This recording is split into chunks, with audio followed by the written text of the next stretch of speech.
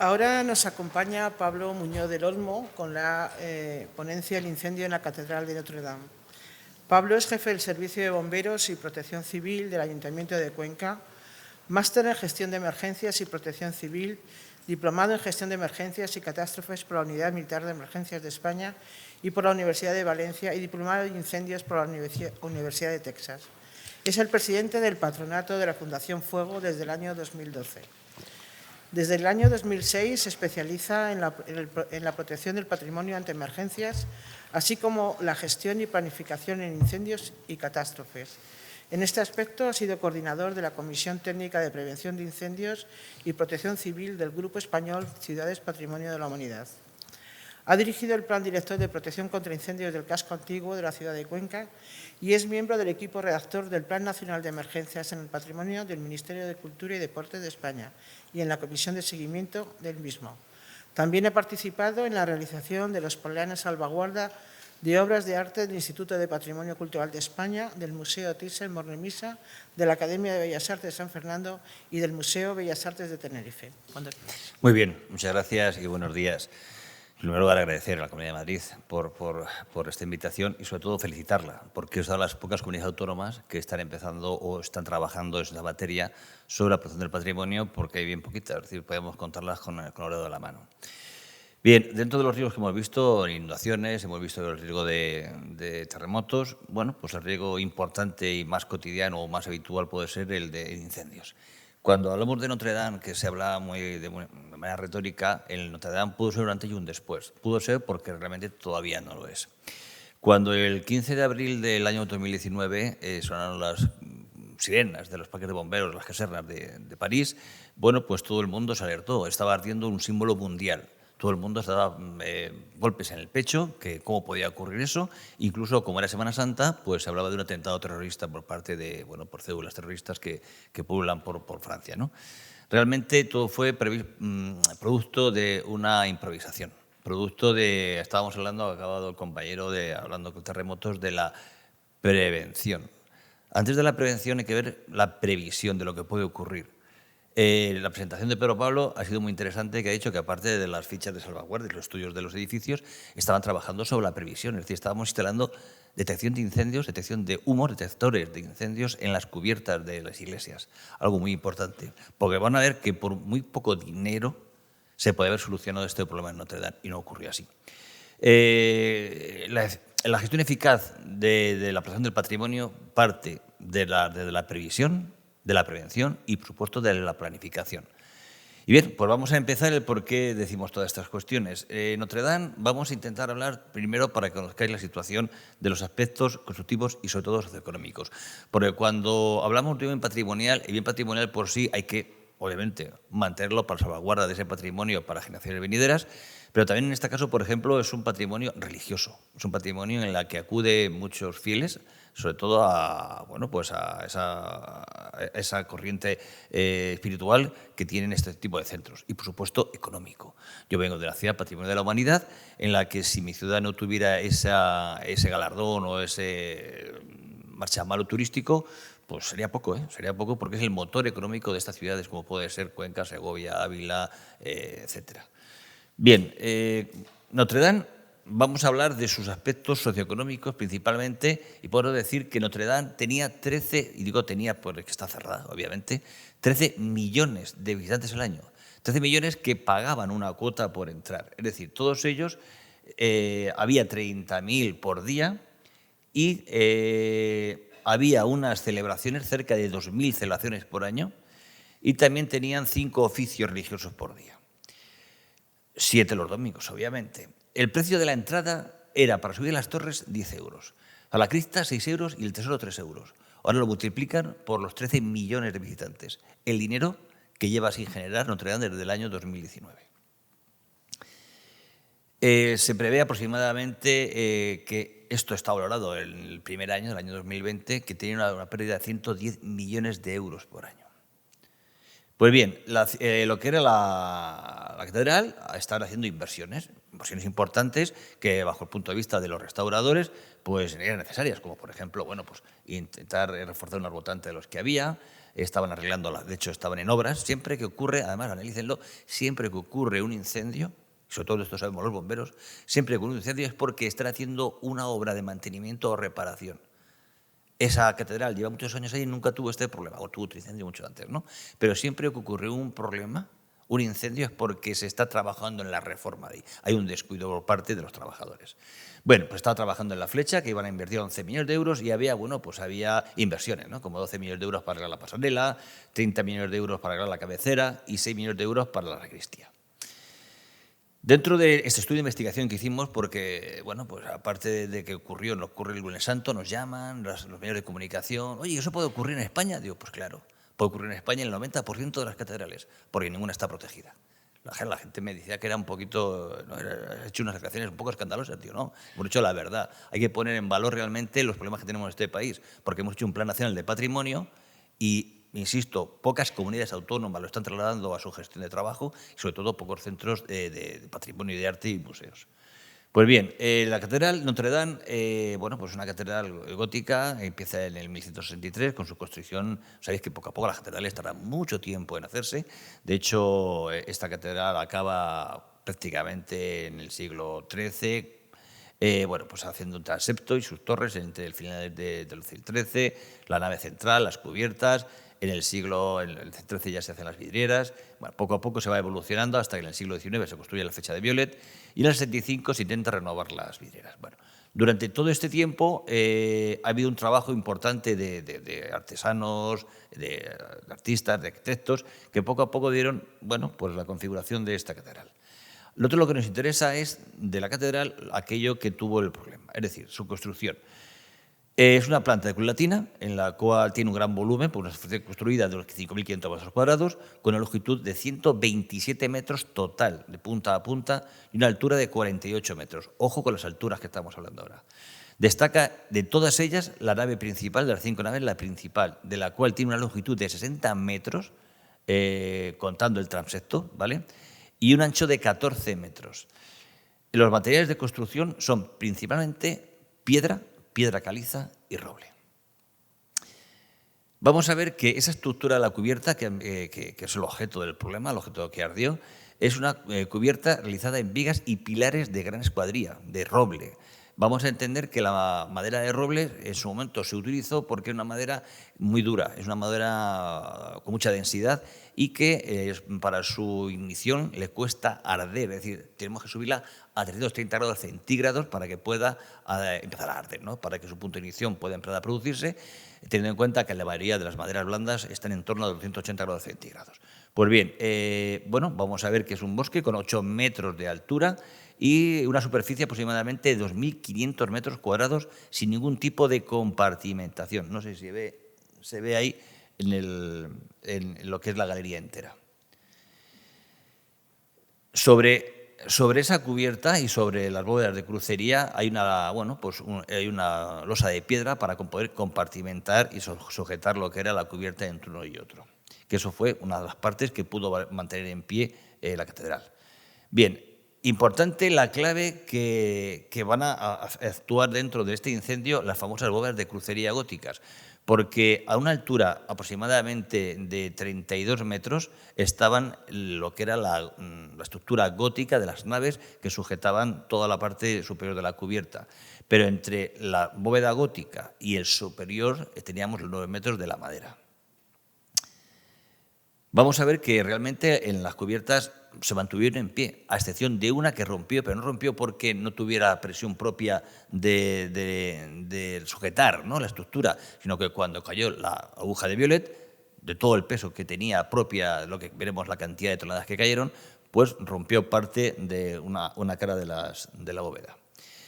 La famosa aguja de Violet, que era, bueno, pues era una imagen del skyline parisino, ¿no? Bueno, estaba la Torre Eiffel y la aguja de Violet.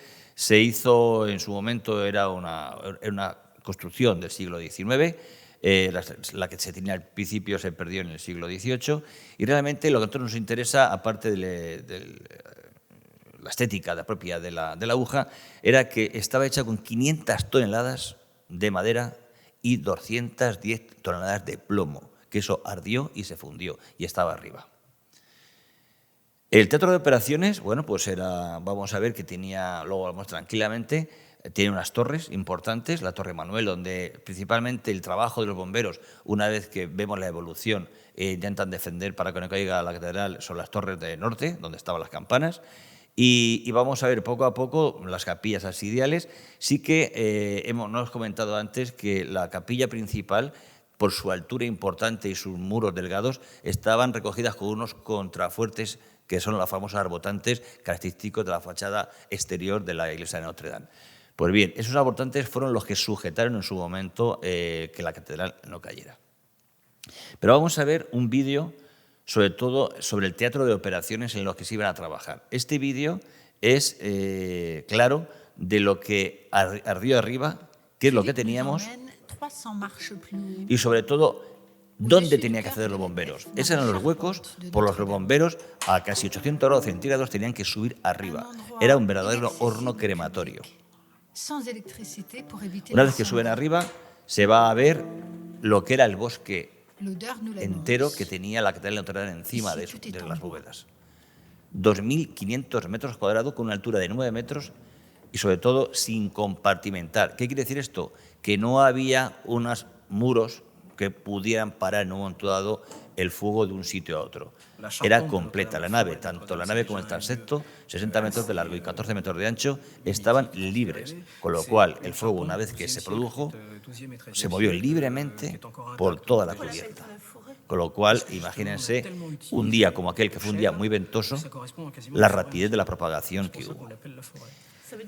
En este teatro de operaciones vemos, por ejemplo, un extintor, vamos a ver algún detector de incendios, pero realmente cuando hablamos de la detección de incendios, como decía Pedro Pablo, hay que poner especial énfasis a qué tipo de detección de incendios.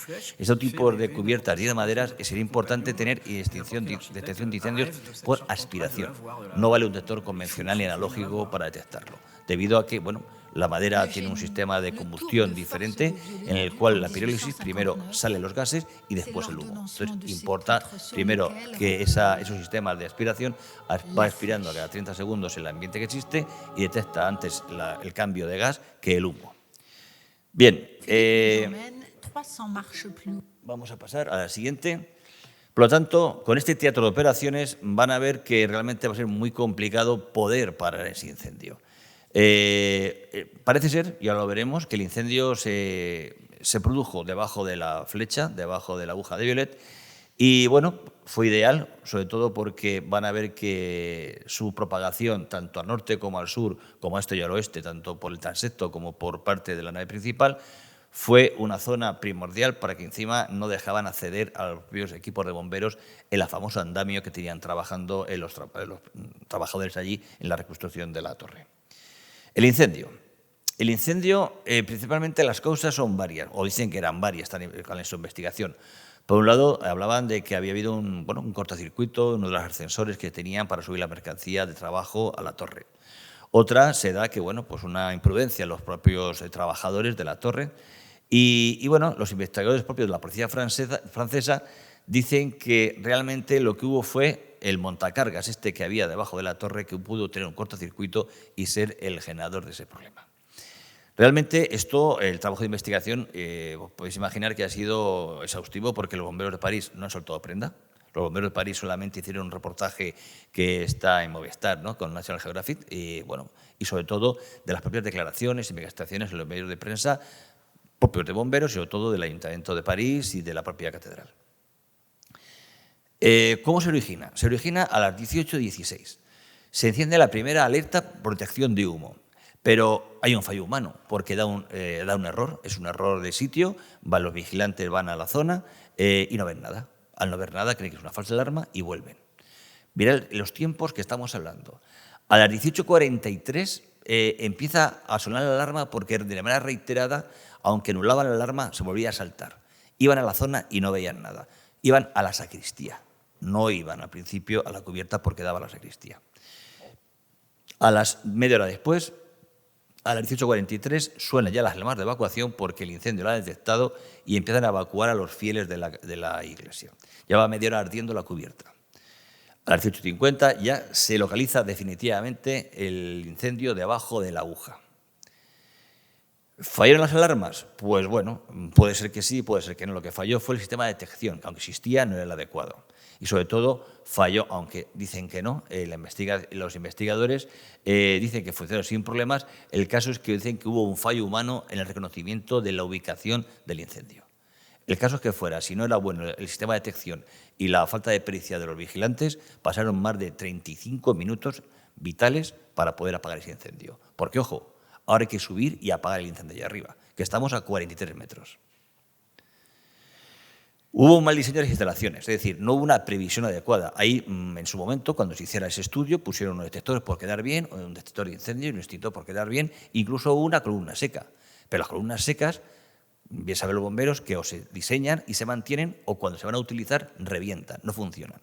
¿Qué es lo que pasó aquí? Solamente había una con un diseño ya antiguo, falta de mantenimiento y encima una columna seca. Una columna seca es un tubo, perdonad los que no sois de la materia, es un tubo por el cual nosotros los bomberos introducimos el agua y a través de esa tubería la subimos hacia la planta que queremos, la planta superior. Pues en ese momento solamente había una que no estaba mantenida y encima era errónea. Bien, el incendio 18-16 empieza, como hemos dicho, la segunda alerta hay 43, hay 51, se desplazan ya 8 dotaciones cercanas allí, a la zona de Notre Dame. Llegan a las 18:58, es decir, llevamos ya casi 45 minutos que el incendio está funcionando por ahí arriba, para que el bosque solo, sin compartimentación. Y bueno, cuando llegan los bomberos, ven aquello, ¿cómo subimos el agua ahí arriba, a 50 metros? Porque no había captación de agua. Y los que han estado en París podrán imaginar de dónde sacaron los bomberos el agua. Del Sena. Porque la iglesia, el Notre Dame está en la iglesia de Etienne, en esa iglesia está rodeada por el Sena, está en mitad del Sena. Bien, bueno, pues los bomberos ven lo que hay, las 8 unidades, y piden más refuerzos. Esto es imparable y aquí hace falta gente. Y empiezan a las 19:10, empiezan a llegar más equipos, las llamas empiezan a propagarse sin control. Bueno, todos los ciudadanos del mundo vimos en directo cómo se propagaba el incendio y cómo se producía el incendio, porque nos dieron en directo todas las cadenas de televisión. Los bomberos iban instalando, de alguna manera, iban localizando sus dotaciones y sus equipos, posicionándose con el fin de intentar, al principio, obviamente, parar el incendio en la cubierta. Para apagar esos tipos de incendios hay que subir arriba, Hay que subir por esas escaleras de caracol e intentar, de alguna manera, meter el agua dentro, porque es que hubo un presidente de un estado, ¿no?, de una gran potencia mundial, ¿no?, que creo que fue Donald Trump, ¿no?, algo así, que decía, es que no echan agua de los helicópteros, no echan agua con los aviones. Es una barbaridad manifiesta, ¿vale? Porque estos incendios hay que apagarlos desde dentro. Pero bueno, a esa hora, a las 19:53, quemada por el fuego, cae la flecha de Violet, ¿vale? Se derrumba encima del techo de la catedral. Ojo la cantidad de peso que hay ahí arriba. A las 20:07, la cubierta de madera de la nave, toda entera, cae y se derrumba sobre esa losa de piedra que veíamos. A las 9:30, los campanarios de la zona norte, que tienen todavía las famosas campanas de Manuel, se sostienen las torres y están amenazados por el fuego. Ahí es donde, a través de ese famoso documental de National Geographic, vemos que los bomberos, cuando ven que dan por perdida, o no por perdida, cuando dicen que ya confinan el fuego en la cubierta, intentan que no pase a la torre para que no se hunda. A las 10 de la noche había más de 400 bomberos luchando por preservar la catedral. Iban a estar 9 horas trabajando. A las 10:10, a las 11:10 aproximadamente, el fuego ya baja de intensidad, porque en todas estas cuestiones ya no había nada que arder, poco a poco se había consumido la madera. Y a las 3 de la mañana aproximadamente, el portavoz de los bomberos de París dice que el fuego está dominado y está controlado. Bien, en esas 9 horas dan para mucho. Esas 9 horas, por ejemplo, los bomberos de París crean su puesto avanzado, porque ahí involucramos a mucha gente, no solamente a bomberos, a personal de emergencia, sanitarios, policía, técnicos de patrimonio, importantísimo, colaboradores, etc. En este gráfico vemos cómo realmente evoluciona el incendio. Vemos, lo vamos a ver más adelante, cómo el Sena, que está al lado, es el punto de captación de agua de los bomberos, importantísimo. Cómo realmente la famosa sacristía, que al principio parecía que estaba el fuego allí, que luego no estaba, es donde se alberga la mayoría de las obras de importancia de patrimonio de la catedral, y por eso se salva, claro. Vemos la evolución y la propagación del incendio por toda la cubierta y cómo, al llegar los bomberos arriba, ven que va a ser muy complicado apagar aquello. Primero, porque no tenían sistema de agua para subir arriba, cómo poder extinguirlo, y sobre todo porque tenían que defender las torres norte, las dos, porque si las dos torres caían, la catedral entera se iba a derrumbar. Una cosa muy importante, estábamos en obras y en mitad de la torre había un andamio que estaba estorbando las tareas de extinción, y que ese andamio iba a ser el que iba a provocar la propagación y no compartimentación por toda la cubierta, y que después veremos los problemas que tuvieron.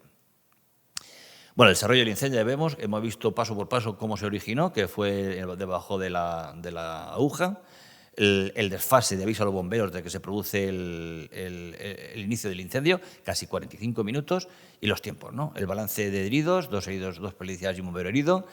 Las consecuencias es, bueno, por la cubierta calcinada, el derrumbe de la aguja, los retones hidrales al principio estaban intactos, órganos no afectados y los bienes culturales afectados. Bien, vamos a analizar ahora qué ocurrió.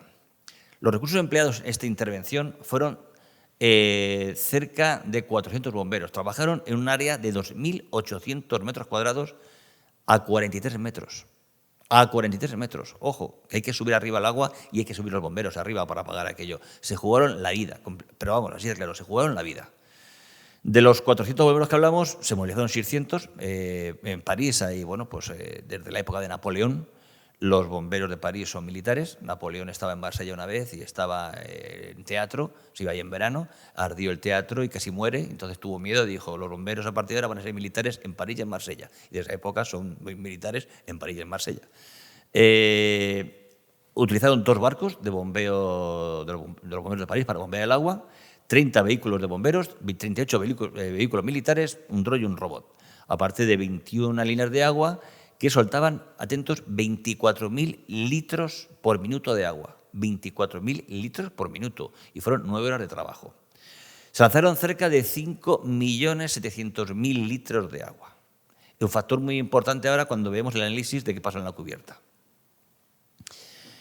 Dificultades operativas, como hemos dicho. El tema era principal el acceso al interior. Hemos visto en el vídeo cómo se subía por esa escalera de caracol a través de una piedra caliza, que eso era un horno permanente. Y tenían que subir arriba y jugarse la vida.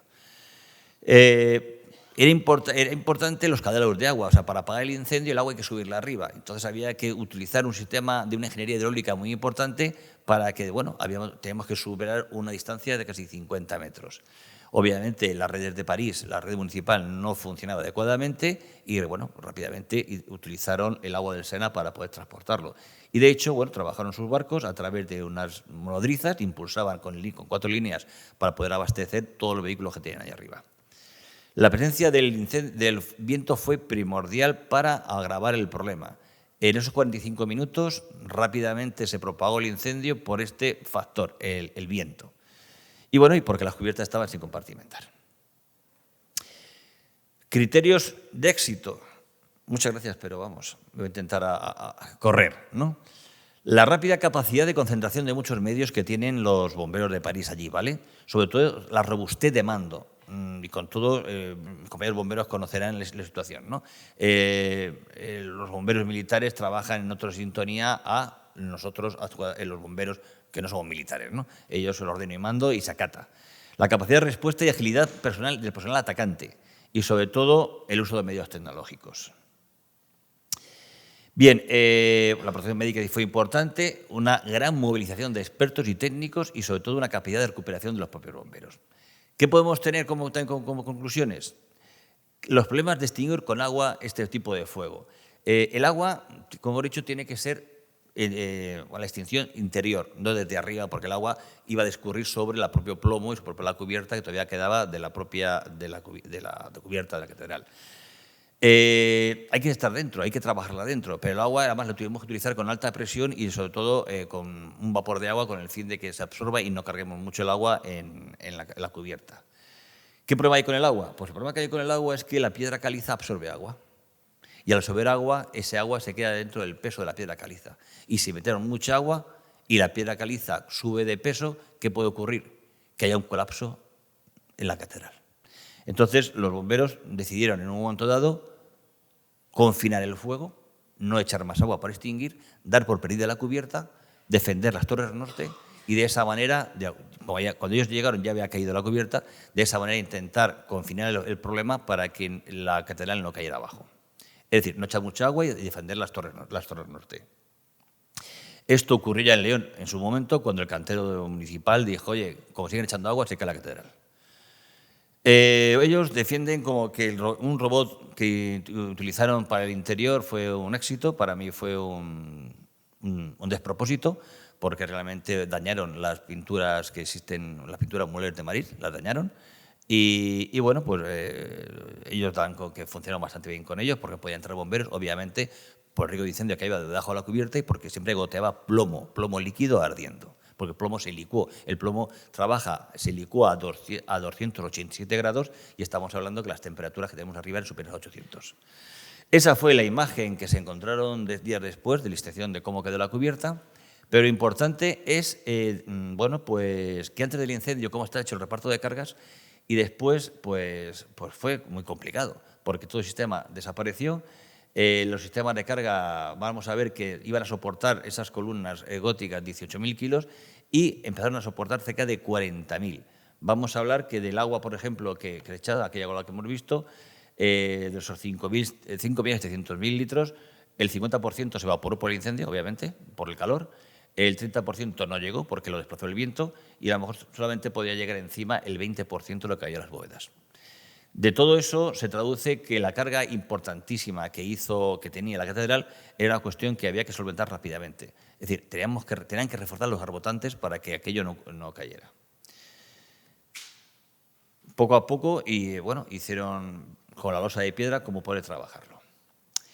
Bien, esto fue la conclusión en cuanto a la investigación de lo que pudo ocurrir el tipo de incendios, cuál fue la causa, cómo ha sido la propagación y ahora lo que nos afecta a los bienes culturales. Es decir, la catedral, símbolo mundial con bienes bueno, pues de la propia Francia de gran patrimonio, pues las declaraciones que pudimos encontrar, primero, el arquitecto jefe de restauración de monumentos históricos dice que, bueno, que se necesitaba que alguien que conociera la catedral, alguien que supiera dónde estaban las obras patrimoniales, muebles, y realmente que nos pudieran llevar y quisiera jugarse la vida. Ella se fue rápidamente con los bomberos al tesoro de donde estaba la cuestión.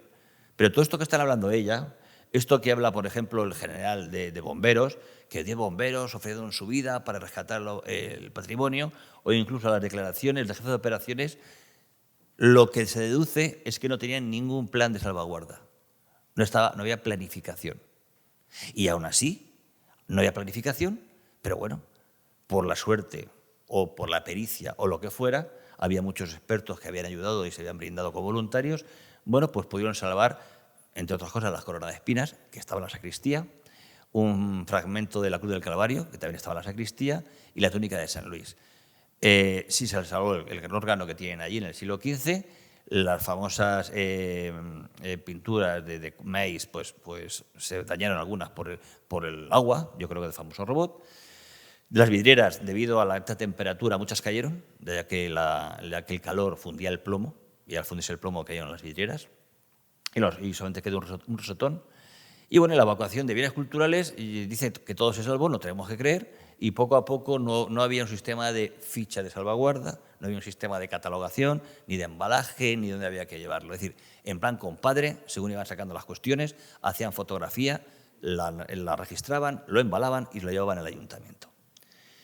Bueno, aún así, dicen que salvaron la totalidad del patrimonio que albergaba la Catedral de Notre Dame. Conclusiones, porque realmente no me van a dejar pasarles a enseñarles cuál ha sido el día después, ¿no? Si me dejan 5 minutos se lo explico, pero vamos. Conclusiones, falta previsión. Vamos a hacer un estudio de los riesgos y realmente vamos a intentar que no ocurran. Falta prevención, mantenimiento de las instalaciones, de lo que puede ocurrir y sobre todo un plan de actuación, ¿vale? Y a raíz de eso, una relación importantísima con un plan de salvaguarda en lo que haya relación con bomberos, personal de emergencia, personal de patrimonio y personal de institución. Eso es importantísimo. Nosotros, la experiencia del Thyssen y todos estos que ha dicho Charo que he hecho, pues hemos hecho una mesa de trabajo donde han sentado los bomberos de Madrid, donde ha sentado toda esta gente para ver el edificio y ver qué estaba ocurriendo. Bueno, me voy rápidamente. ¿Qué se ha hecho después de Notre Dame?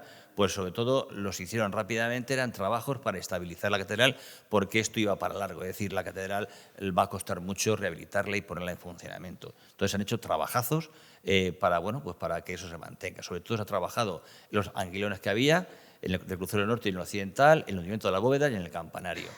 Veis que al principio se pusieron unas lonas, el piso se cerró, se desmontaron las vidrieras y se trabajaron sobre los abordantes. ¿Cómo se hicieron? Bueno, pues si pusieron aquellas lonas, va a ser todo muy rápido para empezar a trabajar, porque yo creo que son fotografías espectaculares del trabajo que están haciendo allí. Son lonas al principio porque París es una ciudad muy lluviosa, tenían que frenar la lluvia al interior de la catedral con el fin de que no afectara a la caliza y a las pinturas y el órgano que había dentro. Estos fueron, bueno, lo que como quedó en su momento con las lonas. Se reforzó la estructura de aquellas columnas. Recordar aquello que hablábamos de que tenían casi 3 veces más el peso suyo original que tenían que soportar. Se refuerzan las columnas con este sistema, sobre todo de eslingas. Se protege con redes el interior con el fin de que la caída de objetos no afecten al patrimonio. Los anguilones famosos se sujetan para que no puedan caer y afectar a la propia catedral. Se desmontan las esculturas. Se van retirando poco a poco las esculturas de los anguilones.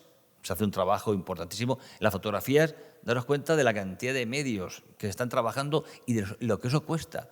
Costaría menos, seguramente, poner detectores adecuados de incendios y un mantenimiento adecuado que toda la cantidad de dinero que está costando solamente sujetar la catedral. Y lo que queremos ahora será después intentar restaurarla. Se hizo un piso en la cubierta. Se empezó a reforzar, el trabajo era sobre todo el trabajo en altura, no se podía trabajar allí, las vidrieras, sobre todo las que estaban de pie, la tuvieron que desmontar para poder hacer las bóvedas.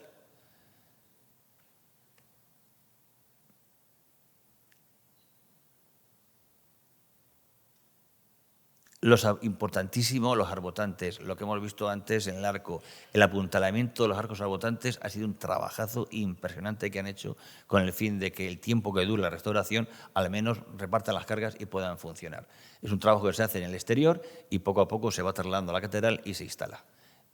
Esa es la imagen actualmente que tiene. El andamio fue un problema importantísimo, resistió al fuego y había que quitarlo, ya está quitado. Obviamente fue un trabajo importantísimo para sacarlo de allí. Esta es la imagen que tenemos en estos momentos con la catedral actual. Bueno, pues la importante limpieza de escombros que hubo. El trabajo que llevan en estos 3 años ha sido impropio. Las propias bóvedas, ha habido que hacer una estructura para intentar reforzar esa bóveda de crucería, que se han hecho en el exterior y se han llevado, y se han transportado y se han instalado allí. Entonces, mi reflexión, insisto, es: ¿no sería más importante y más económico haber hecho un estudio real de la previsión del riesgo que tenía la catedral y no el coste importantísimo que ha llevado esto? En fin, cierto y verdad que la catedral está de pie gracias al bombero de París. Muchas gracias.